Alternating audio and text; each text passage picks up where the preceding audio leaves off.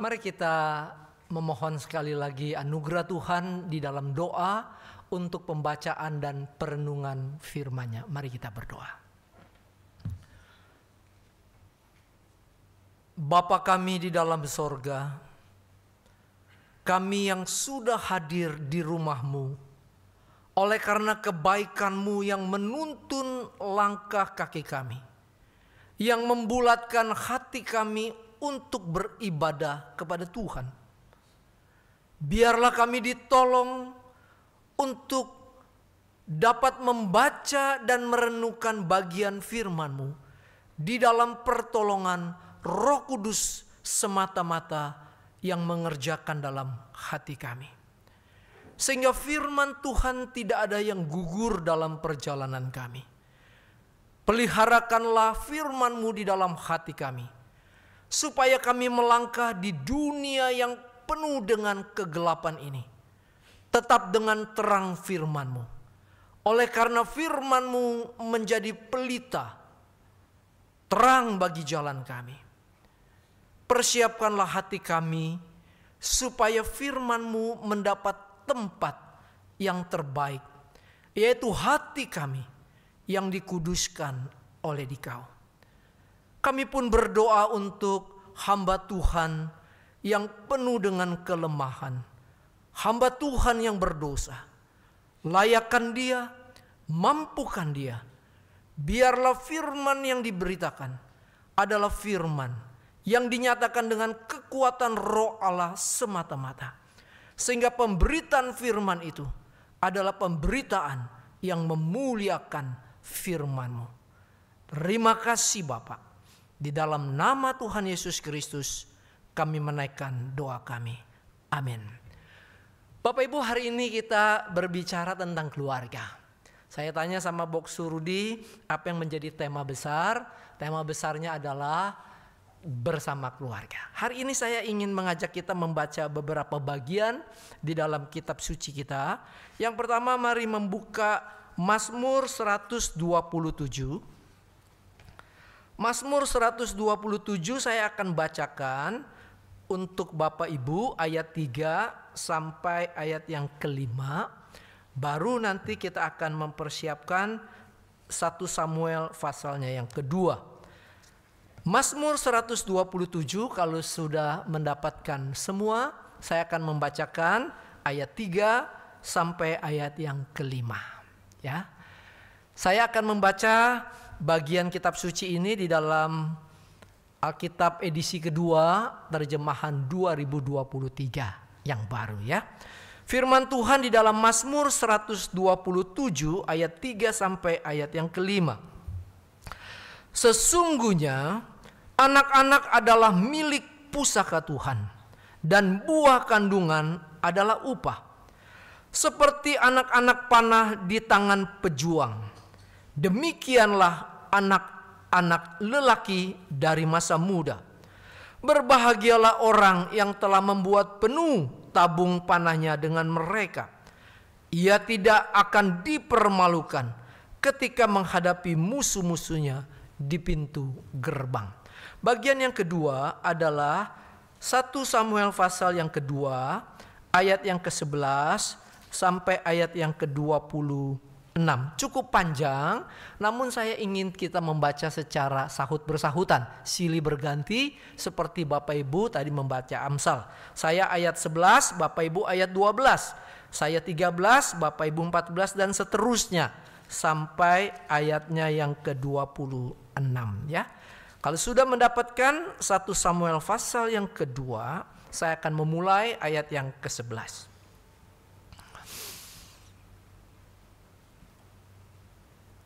1 Samuel pasal 2 ayat yang ke-11. Bunyi firman Tuhan.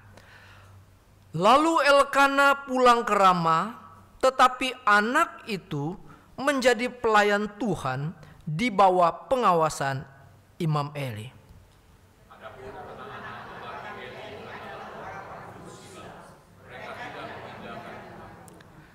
Maupun batas hak para imam terhadap umat. Setiap kali seseorang mempersembahkan kurban, sementara daging itu direbus, Datanglah hamba imam itu membawa garpu bergigi 3 di tangannya.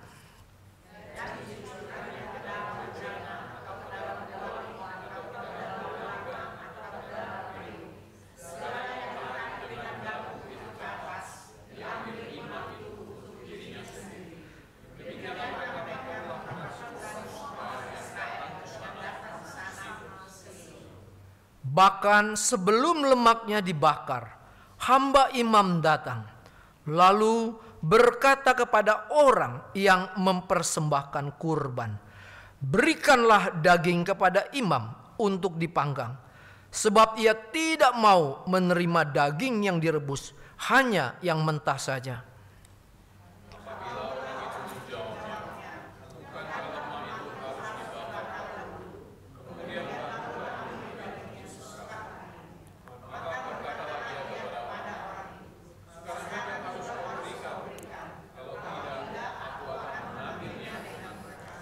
Dengan demikian, dosa kedua orang muda itu sangat besar di hadapan Tuhan, sebab mereka meremehkan kurban untuk Tuhan.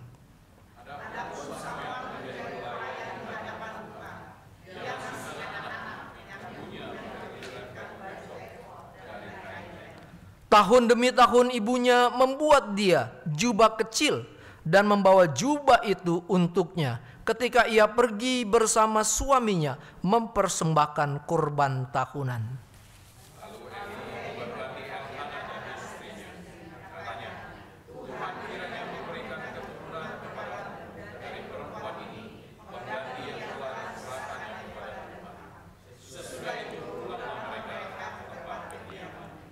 Sungguh Tuhan memperhatikan Hana sehingga ia mengandung dan melahirkan 3 anak laki-laki dan 2 anak perempuan. Sementara itu Samuel yang masih muda bertambah besar di hadapan Tuhan.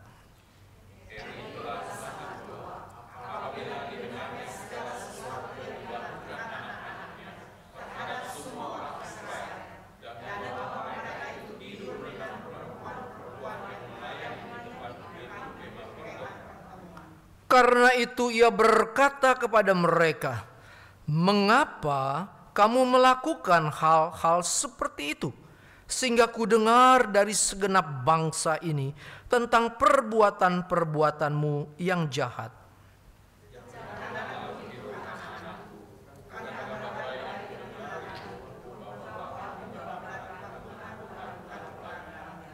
Jika seseorang berdosa terhadap yang lain, Allah dapat menengahi.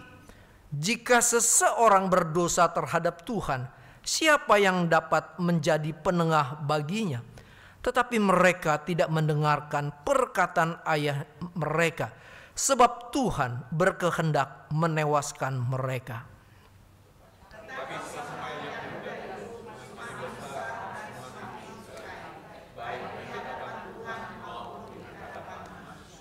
Sampai sedemikian jauh pembacaan firman Tuhan. Yang berbahagia kita yang membaca firman-Nya dan kita juga yang memelihara, yaitu yang menaruhnya dan yang melakukan kebenaran firman itu dalam keseharian kita. Bapak Ibu, 2 hari yang lalu saya dari Rumah Sakit Hermina menuju stasiun Tanah Abang. Saya memakai Grab. Jadi saya coba mengambil Grab untuk menolong saya ke Tanah Abang. Saudara, setelah menunggu hanya beberapa menit, lalu Grab itu datang. Dan karena saya tahu nama supir itu ada di dalam aplikasi itu, jadi saya sapa bapak itu. Lalu waktu saya duduk ngobrol-ngobrol Bapak Ibu, dan ngobrol-ngobrol dia bilang sama saya, "Sebelum Bapak, tadi ada 3 anak muda yang menjadi penumpang saya." "Waduh Pak," dia bilang, "anak muda sekarang benar-benar susah diatur. Anak muda sekarang ini benar-benar tidak tahu diri. Anak muda sekarang ini benar-benar tidak hormat sama orang tua." Maksudnya sama yang tua gitu. "Kenapa Pak?" dia bilang. "Mereka datang bertiga, naik bertiga, lalu kaki mereka injak di dashboard. Waduh, saya rasanya tersinggung, Pak. Meskipun saya supir dalam arti yang mengantar mereka, tetapi sikap mereka tuh tidak hormat. Lalu saya bilang sama dia, "Dek, tolong kaki turunin, nggak boleh begitu." Saudara tahu apa yang dijawab oleh anak muda ini? "Kalau Bapak bilang begitu sama saya, nanti turun saya tidak kasih bintang." Dia bilang begitu. Saudara ngerti tidak kasih bintang? Artinya apa? Artinya Grab itu bermasalah. Karena apa? Karena bintang kalau kita kasih 5 itu berarti Grab yang dikendarai oleh supir ini excellent, bagus. Tapi kalau 1 itu jelek. Kalau enggak sama sekali berarti ada sesuatu yang bermasalah. Saudara, waktu itu dia bilang sama saya, "Pak, waktu dia bilang begitu, Pak, saya sebenarnya bukannya takut, Pak. Malahan jadi tambah marah, Pak." Saya bilang sama anak muda, "You mau kasih saya bintang atau tidak bintang gak masalah. Tapi you tetap hormat. Dan turunkan kaki." Dia bilang begitu. Wah, saya terkejut juga nih sama si supir. Maksudnya berani dia ngomong begitu ya. Berarti dia tidak akan takut rezekinya itu bukan dari anak itu. Lalu yang kedua, Pak. Itu sepanjang jalan 3 orang ini ributnya minta ampun. Saya tanya, perempuan atau laki-laki? Nah, kan saya tanya jenis kelamin Bapak Ibu supaya saya tahu kalau rame itu siapa gitu kan. Dia jawab, laki-laki. Saya terkejut. Biasanya kan yang ribut perempuan nih Bapak Ibu gitu ya. Ini laki-laki. Jadi sepanjang jalan itu 3 anak ributnya minta ampun. Sampai saya tuh pening, Pak, dengerin dia. Tapi yang ini udahlah saya malas tegur lagi lah ya. Karena kalau saya tegur lagi nanti dia bilang lagi, saya nggak kasih bintang lagi, nanti bikin saya tambah kesel lagi. Udahlah, saya diamin. Lalu dia turun. Saudara, waktu dia ngomong begitu, saya coba merenungkan. Karena tema kita tema keluarga. Kita berbicara tentang hidup kita, yaitu keluarga kita. Saudara, iblis itu paling jago untuk menjatuhkan orang percaya. Kalau dia menjatuhkan kita dari sudut bisnis tidak bisa, dia akan jatuhkan kita dari sudut yang lain. Dan yang paling ampuh dia jatuhkan adalah keluarga. Kenapa? Karena waktu keluarga dijatuhkan, maka hancurlah keluarga ini.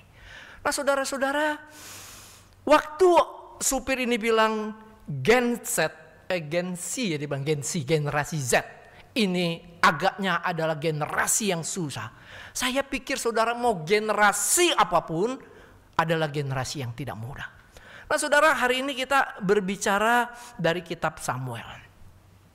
Kalau kita membaca sebenarnya Samuel ini pasal yang kedua ayat 11. Ini bersambung sampai pasal yang ketiga.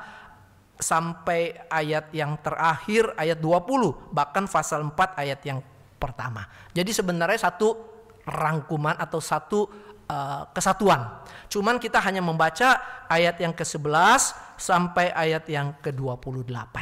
Nah saudara, di dalam kitab Samuel ini ada 3 kontras yang ingin dinaikkan oleh penulis. Jadi 3 kontras ini sangat menarik. Karena 3 kontras ini berbicara tentang yang pertama, anak-anak Imam Eli dengan anak Hana, yaitu Samuel. Anak Imam Eli yang kita baca di sini, Pinehas dan Hosni dan Pinehas, itu adalah anak imam. Lalu disandingkan dengan anak daripada Elkana dan Hana, yaitu Samuel. Lalu kontras yang kedua adalah keluarga keluarga Imam Eli dengan keluarga Samuel, yaitu Hana dan Elkana, papa mamanya. Lalu kontras yang ketiga, baru penulis menaikkan antara Imam Eli dengan Samuel. Jadi ada 3 kontras yang sangat menarik. Dan 3 kontras ini akan kita coba pelajari berhubungan dengan tema kita, masalah keluarga. Saudara, yang pertama kontras anak-anak Imam Eli dengan anak daripada Elkana Hana, yaitu Samuel. Saudara, di dalam catatan Samuel, penulis mengatakan bahwa anak-anak Imam Eli adalah anak-anak yang durjana, anak-anak yang durhaka. Anak-anak ini ditulis dengan kalimat yang sangat jelas bahwa mereka adalah anak-anak durjana, anak-anak durhaka. Artinya apa? Penulis memberikan predikat yang sangat jelas sekali terhadap anak-anak Imam Eli. Predikat yang sulit masuk di kepala kita karena ini anak-anak Imam Eli. Kalau anak-anak penjahat, lalu kemudian keturunannya kita bilang anak durjana, mungkin Bapak Ibu dan saya masih bisa memahaminya. Ya bapaknya aja begitu, pasti anaknya juga begitu. Bukankah kita punya sebuah peribahasa? Like father, like son. Sebagaimana bapak, demikianlah anaknya. Bukankah itu yang kita ini kan? Nah saudara, bagaimana mungkin anak-anak Imam Eli itu adalah anak-anak durhaka? Kenapa mereka disebut anak-anak durhaka? Beda dengan Samuel yang tidak disebut anak durhaka. Bahkan Samuel dikatakan sebagai pribadi yang disukai Allah dan disukai manusia. Dan dalam pertumbuhannya dia menjadi orang yang disukai Allah dan disukai manusia. Perbedaan ini menjadi perbedaan yang sangat kontras yang ditulis oleh penulis ini. Nah saudara, ternyata anak-anak Imam Eli adalah anak-anak yang tidak menghormati Tuhan, tidak mengenal Tuhan. Meskipun dia lahir dari keluarga imam, tapi mereka tidak kenal Tuhan. Kenapa mereka tidak kenal Tuhan, saudara? Ini menjadi satu pertanyaan yang menarik. Apakah mereka tidak kenal Tuhan karena memang mereka tidak tahu Tuhan? Omong kosong. Mereka hidup di dalam lingkungan keimaman papanya, yaitu Imam Eli. Tetapi mereka tidak mengenal Tuhan. Artinya apa, saudara? Artinya ayat ini memberikan kepada kita satu pengajaran. Jangan kita berpikir bahwa karena anak seorang rohaniwan, maka anak itu otomatis dia mengenal Tuhan. Belum tentu, saudara. Karena dia anak majelis, maka kemudian anaknya itu mengenal Tuhan. Belum tentu, saudara. Kenapa? Karena anak-anak Imam Eli adalah anak-anak yang tidak mengenal Allah. Terbukti apa? Terbukti mereka tidak menghormati Allah dengan cara mereka, yaitu mereka tidur dengan perempuan-perempuan dan mereka mengambil korban yang sebenarnya tidak boleh dimakan oleh imam, yaitu korban bakaran. Dan mereka melakukan ini. Berarti anak-anak Imam Eli adalah anak-anak yang tidak mengenal Tuhan. Saudara, tadi kita membaca di dalam Mazmur 127. Mazmur 127 adalah mazmur yang mengatakan bahwa seorang papa atau seorang bapak mewakili daripada orang tua. Itu seperti seorang pemanah yang diberikan kekuasaan dan kemampuan untuk mengarahkan anak panah itu ke busur. Kenapa? Karena itulah tugasnya. Sehingga pada waktu seorang pemanah itu mengarahkan sasaran anak panahnya, maka di sanalah pemanah ini akan berkonsentrasi. Pemanah ini akan benar-benar berjuang supaya anak panah ini sampai kepada sasaran. Jadi dengan kata lain, Bapak Ibu, pemazmur mengatakan peran daripada keluarga, yaitu orang tua terhadap anak, itu adalah peran yang sentral. Nah saudara, anak-anak Imam Eli ini tidak pernah menghargai firman Allah yang diberikan oleh ayahnya. Tidak menghargai. Dan karena tidak menghargai firman, maka anak ini tidak mendapatkan firman. Seseorang yang tidak menghargai firman, kata kitab suci, aku tidak akan menghargai orang tersebut. Artinya apa? Artinya Tuhan sangat tegas terhadap setiap orang yang tidak menghargai firman, maka aku tidak akan menghargai orang itu.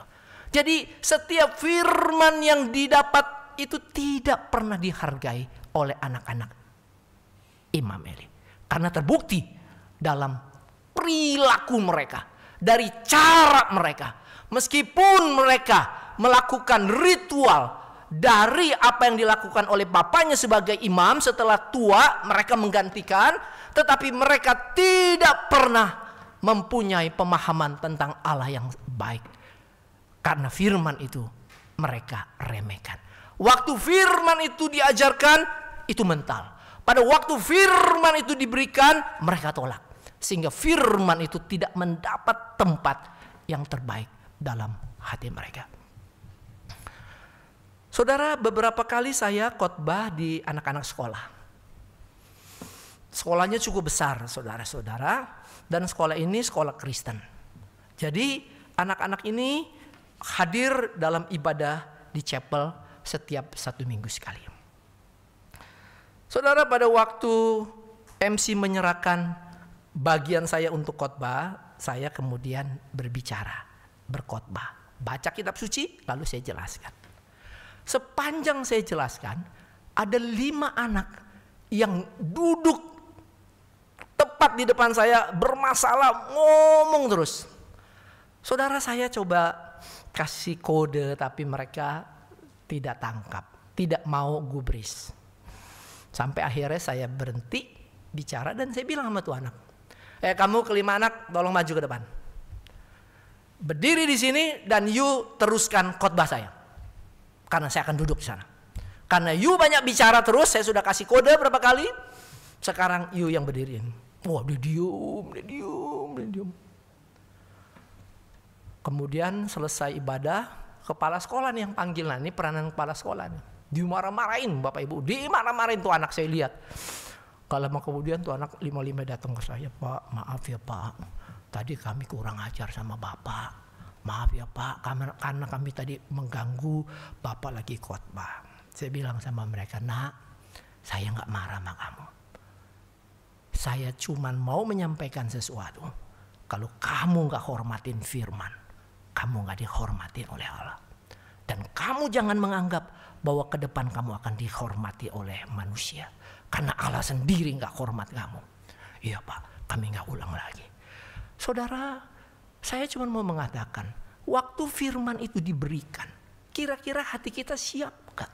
Kalau firman itu tegur, hati kita mau gak terima? Kalau firman itu berbicara keras, mau gak kita untuk menangkapnya? Waktu firman itu memberi peringatan, kira-kira mau gak kita berubah? Nah, ini perkara yang penting Bapak Ibu. Karena kalau perkara firman berbicara, tapi kita tidak meresponi karena kita tidak menghormati, maka kita akan tumbuh menjadi orang yang oleh kitab suci dikatakan mereka anak-anak durjana. Saudara, ini sesuatu yang sangat penting sekali. Karena anak-anak Imam Eli akhirnya menjadi anak-anak durjana. Anak-anak durhaka. Yang sangat ironis karena mereka adalah anak-anak dari keluarga imam. Kalau saya ditanya, apakah keluarga-keluarga Kristen itu keluarga-keluarga yang baik? Belum tentu, saudara. Banyak keluarga Kristen yang anak-anaknya bermasalah. Dan anak-anak Kristen menjadi anak-anak yang merupakan tanggung jawab kita bersama. Karena ini anak-anak kita. Anak-anak di mana Tuhan taruh di dalam keluarga Kristen. Dan anak Imam Eli adalah anak yang tidak mengindahkan firman dalam hidup kita. Siapapun, mau seorang anak, orang tua, sepanjang kita tidak mengindahkan firman, maka kita akan menjadi orang durjana. Beda dengan Samuel. Kalau saudara membaca di dalam pasalnya yang ketiga, ayat yang ke-19 dikatakan Samuel semakin besar. Tuhan menyertai dia dan tidak membiarkan satupun dari firman yang disampaikannya gugur. Saudara, Samuel seorang yang dari kecil sangat menghormati firman. Sehingga dikatakan firman itu tidak gugur. Tidak gugur artinya tidak hilang. Kalau saudara ingat ilustrasi Tuhan Yesus tentang macam-macam tanah. Waktu benih firman itu ditabur, maka ada yang dipatok oleh burung dan kemudian hilang. Saudara, berarti waktu Tuhan kasih firman, firman ini tidak dipatok oleh burung. Firman ini tidak jatuh di tanah yang bersemak-semak. Firman ini tidak jatuh di tanah yang berbatu-batu. Tapi firman itu jatuh di tanah yang subur. Sehingga tidak ada satupun yang gugur dari apa yang dia dapat dari firman. Dan Samuel tumbuh di dalam kebenaran firman yang mendidik dia, yang menuntun dia, dan yang membentuk dia menjadi seorang yang mempunyai hati yang takut akan Tuhan, pengenalan yang benar akan Tuhan. Saudara-saudara, saya ingin mengatakan kepada kita bersama, tugas kita sebagai orang tua adalah seperti seorang pemanah yang dikatakan di Mazmur 127, seorang pejuang yang akan berjuang dengan segala cara, dengan segala daya, dengan segala jerih lelah, supaya anak-anak kita sungguh mendapatkan firman dari kita.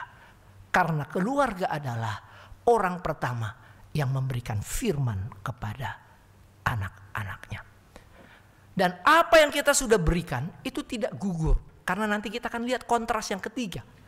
Saudara, jadi dengan kata lain, keluarga yang memberi diri untuk menyampaikan firman kepada anak-anaknya sedari kecil, maka firman itu sendiri yang nanti akan menjaga anak ini.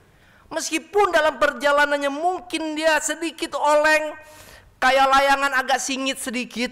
Enggak, kenapa saudara-saudara? Karena angin memang cukup deras. Tetapi waktu firman itu menjaga, maka firman itu akan menolong dia.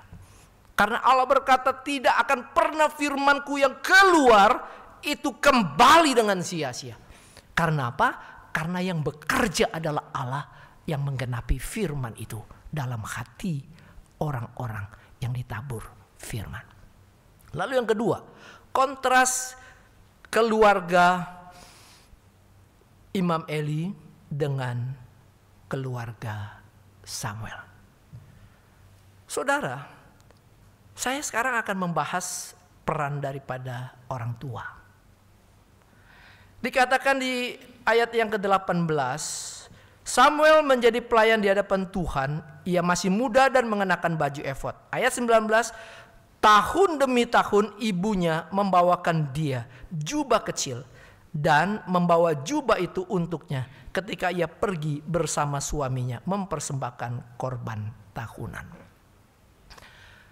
Saudara, orang tua Samuel ini orang tua yang setia sama Tuhan dan orang tua yang sangat merindukan firman Tuhan, sehingga dari tahun ke tahun mereka tidak absen untuk datang beribadah, mencari firman Tuhan di Yerusalem. Kalau di sini di Silo, jadi mereka datang. Jadi dengan kata lain, orang tua ini adalah orang tua yang saleh, yang sungguh-sungguh sangat merindukan firman untuk mengajar mereka. Karena itu mereka dari tahun ke tahun datang tidak pernah absen. Dan orang tua yang seperti ini adalah orang tua yang mempunyai bijaksana untuk mendidik anaknya dengan baik. Kenapa? Karena kalau saudara perhatikan, tahun demi tahun ibunya membuatkan dia jubah kecil. Dan jubah inilah yang menjadi sebuah identik dalam diri Samuel. Kenapa saudara? Kalau saudara pernah baca satu cerita Saul memanggil arwah. Karena Saul merasa dia sudah tertekan dengan serangan orang Filistin, dia menyuruh seorang peramal memanggil arwah. Lalu peramal itu bilang apa? Aku melihat seorang yang memakai jubah. Waktu Saul mendengar kalimat itu, dia menangkap dan mentafsirkan, itulah Samuel. Kenapa? Seorang yang memakai jubah. Saudara, Saul itu terkenal dengan apa? Dengan seorang yang memegang tombak. Dan itu identik. Identik artinya apa? Orang mengenal orang itu dari apa yang dia hidupi. Nah, waktu Samuel memakai jubah ini, Samuel identik dengan diri seorang Samuel yang bertumbuh besar dalam pengawasan dan pengajaran orang tuanya. Meskipun orang tuanya hanya datang dari tahun ke tahun, tetapi orang tuanya tidak lalai untuk memberikan kepada Samuel sesuatu yang penting dalam hidupnya. Dan jubah itu diberikan kepada Samuel. Saudara, ini sesuatu pengajaran yang sangat menarik menurut saya. Berbeda dengan Imam Eli. Saudara, Imam Eli dikatakan ayat ke-22, dia sudah tua sekali. Dan waktu ia mendengar segala sesuatu yang dilakukan anak-anaknya terhadap semua orang Israel, dia hanya berkata kepada anak-anaknya, kenapa kok kamu buat begitu? Saudara, Imam Eli bukanlah imam yang tegas terhadap anak-anaknya. Imam Eli adalah orang yang benar-benar memperlakukan anak-anaknya lebih daripada dia mengasihi Tuhan. Dan ini merupakan sebuah pelanggaran hukum yang pertama pada waktu Musa berkata, kasihilah Tuhan Allahmu. Dan mengasihi Tuhan itu harus melebihi mengasihi siapapun. Dan Imam Eli tidak, dia lebih mengasihi anak-anaknya daripada Tuhannya. Sehingga waktu anak-anaknya keliru, waktu anak-anaknya menyimpang, dia tidak tegas, dia tidak marah, dan dia tidak berani berkata kepada anak-anaknya bahwa mereka fail, gagal, bahwa mereka anak yang jahat. Dia gak berani. Kenapa saudara? Karena di dalam satu ayat, kalau saudara baca nanti pasal-pasalnya, dikatakan Imam Eli sudah tua dan penglihatannya kabur. Saudara, ayat ini menarik. Ada dua arti yang bisa kita artikan. Yang pertama, secara fisik memang dia tua dan mata kabur. Itu secara fisik. Tetapi kalau secara makna, itu bisa menggambarkan bahwa Imam Eli adalah imam yang sudah tidak peka terhadap firman yang Tuhan berikan. Kenapa? Karena waktu Samuel mendapat panggilan, dia datang ke Imam Eli, Bapak panggil saya. No, enggak, tidur kamu. Lalu kemudian Imam Eli tidur, Samuel tidur. Lalu Tuhan panggil dia yang kedua, dia datang lagi. Bapak panggil saya ya? Enggak, tidur dua-duanya. Saudara, itu 2 kali loh. Dan Imam Eli tidak peka. Lalu yang ketiga, dia datang lagi, Bapak panggil saya. Baru di situ dia sadar Tuhan sedang berbicara kepada Samuel. Jadi saudara, pengertian dia kabur secara fisikal betul, dia tua, kabur betul. Tetapi secara kerohanian, Imam Eli adalah imam yang sudah tidak peka lagi terhadap firman Allah. Dan karena dia tidak peka terhadap firman Allah, maka apa yang Allah sampaikan pada dalam firman-Nya kepada dia tidak menjadi sesuatu yang dia hidupi waktu dia mendidik anaknya. Sehingga dia tidak menjadi berani dan kuat untuk mendidik anak, yaitu kedua anaknya ini, Hofni dan Pinehas. Saudara, sangat ironis. Seorang imam itu tidak mempunyai kepekaan terhadap firman. Seorang awam, yaitu jemaat, justru punya kepekaan terhadap firman. Seorang imam tidak memelihara firman dengan baik, tetapi seorang awam jemaat memelihara firman dengan baik. Nah, ini merupakan satu tamparan buat kita bersama. Saudara, jangan berpikir jadi orang Kristen lama. Jangan-jangan kita seperti Imam Eli yang tidak peka terhadap firman. Kenapa? Karena kita tidak melakukan kok yang firman itu minta. Sehingga apa? Sehingga kita kehilangan sesuatu yang harus dilakukan sebagai orang tua. Keluarga Imam Eli dan keluarga Samuel, dua keluarga yang sangat berbeda. Dari dua keluarga yang sangat kontras. Keluarga rohaniwan dengan keluarga jemaat. Kontras yang terakhir antara Imam Eli dan Samuel. Saudara, Imam Eli itu ada di Shilo. Dia memerintah 40 tahun di sana. Setelah dia mati karena lehernya patah, waktu dia dengar anaknya itu mati, dia ikut mati, saudara. Karena dia kaget dan dia jatuh. Berarti memang dia lebih sayang anak ketimbang tabut perjanjian Allah dibawa. Karena orang Israel bilang tabut perjanjian Allah dibawa oleh musuh. Dia belum apa-apa. Tapi waktu dia bilang anak imam mati, dia kaget dan jatuh. Mati dia, lehernya patah. Saudara, Samuel tuh Imam Eli hanya memerintah di Shilo selama 40 tahun. Tetapi kalau kita baca Samuel tadi di pasal yang saya bacakan, ayat yang bacakan, Samuel itu memerintah dari Dan sampai Batsheba. Artinya dia memerintah dari ujung ke ujung. Kalau saya boleh pakai istilah di Indonesia, dari Sabang sampai Merauke, Samuel menjadi nabi Tuhan. Menjadi wakil Tuhan untuk seluruh orang Israel. Teritorialnya itu teritorial yang mencakup seluruh kerajaan Israel dan sampai Batsheba. Saudara, Samuel menjadi seorang yang benar-benar berguna dan berkiprah di dalam masyarakat. Dan ini adalah sesuatu yang sangat menarik yang dikatakan oleh Pemazmur 127. Waktu kamu menjadikan anakmu itu penuh dengan isi tabung, maka kamu tidak akan malu di pintu gerbang. Dan bukan saja tidak malu, anakmu menjadi berkat bagi banyak orang. Saudara, Samuel menjadi seorang yang tumbuh dewasa dengan kekuasaan yang sangat penuh dari Tuhan.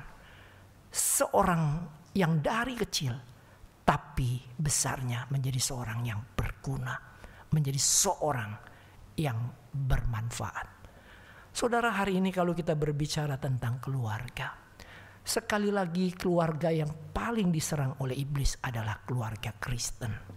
Karena dia tahu keluarga ini keluarga yang beribadah. Dia tahu bahwa keluarga ini keluarga yang mencari Tuhan. Karena dia tahu bahwa keluarga ini yang selalu diberikan firman. Sehingga serangan iblis adalah serangan yang luar biasa. Tetapi Bapak Ibu, sekeras dan sehebat apapun serangan iblis, kalau kita hidup di dalam firman dan dengan firman, maka kita aman. Dan waktu kita hidup mengikuti firman dan memberikan itu kepada anak kita, maka saudara jangan takut bahwa firman itu yang akan bekerja dan menolong anak-anak kita. Saudara, Agustinus, seorang bapak gereja, adalah seorang yang juga hidupnya masa mudanya begajul luar biasa. Hidup dengan perempuan-perempuan, tidur dengan perempuan-perempuan. Mamanya seorang Monica yang benar-benar taat dan saleh. Dia selalu berdoa dan pasti dia menyampaikan firman kepada Agustinus. Di kemudian hari Agustinus mengalami pertobatan. Saya percaya doa mamanya bukan doa yang sia-sia. Doa orang tua bukanlah doa yang sia-sia. Tetapi yang lebih utama karena Allah yang mengubah hati Agustinus. Melalui apa, saudara? Melalui firman yang dia dengar, melalui firman yang dia dapat.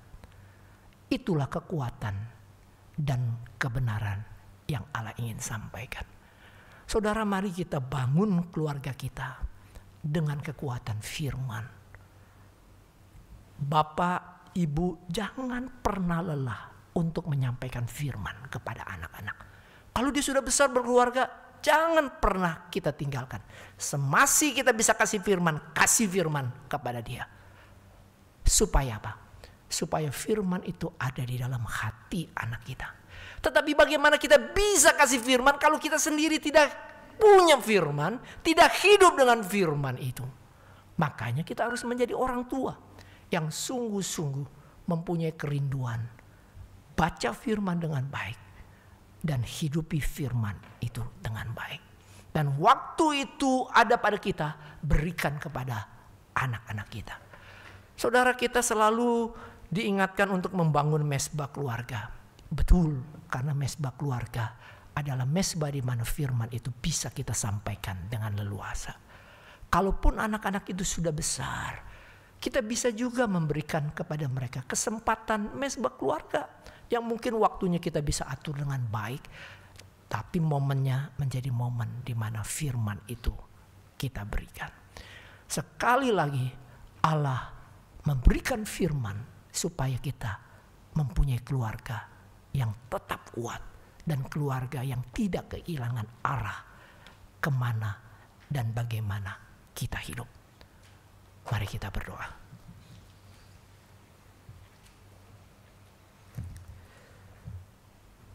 Bapak Ibu, saya memberikan kesempatan kepada tiap Bapak Ibu untuk berdoa. Kepada saudara-saudara yang masih muda. Semua kita yang hadir, mari berikan waktu untuk berbicara sama Tuhan dalam doa masing-masing. Apa yang kau ingin doakan? Doakan dirimu sebagai orang tua. Doakan anak-anakmu. Anak-anak, doakan dirimu dan doakan orang tuamu.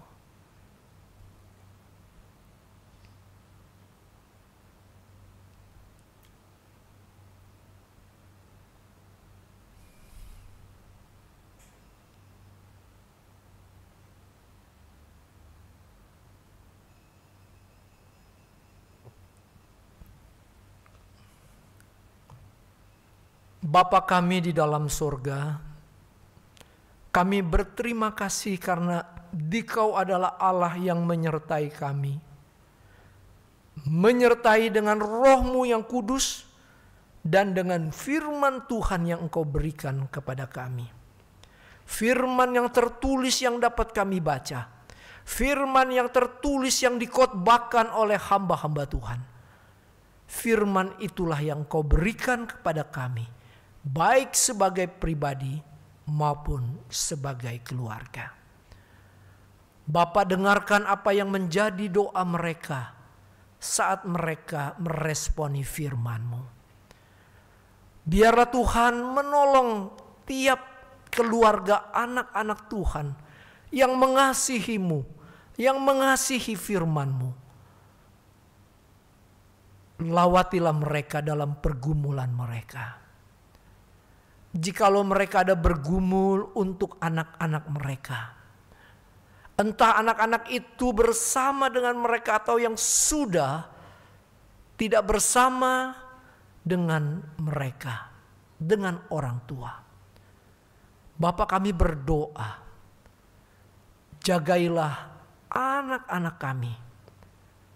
Lindungi daripada serangan api si jahat yang ingin menghancurkan anak-anak kami.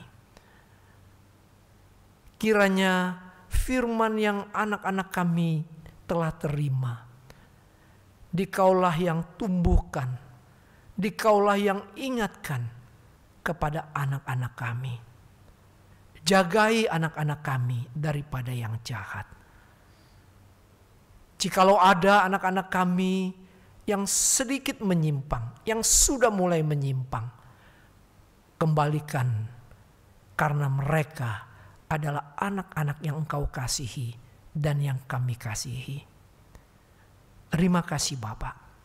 Berkati kami selaku orang tua, supaya kami pun diberikan terus kesetiaan kepada Tuhan, untuk bertumbuh melalui pembacaan firman Tuhan, melalui mendengar firman Tuhan.